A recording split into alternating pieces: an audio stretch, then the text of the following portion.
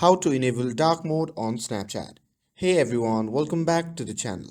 In today's video, I'm going to show you how you can enable the dark mode on the Snapchat. So without further ado, let's get started. So first thing first, start by opening the Snapchat app on your phone. Once you have opened the app, simply tap on your profile icon shown in the top left corner of the screen. And once you are in your profile section, simply tap on the gear icon shown in the top right corner to open the settings. And from here, you can simply scroll down until you see the option labeled App Appearance. And once you have found that, simply tap on it to access the dark mode settings. Now here you will see the four options: Match System, Always Light, Always Dark, and Custom App Theme.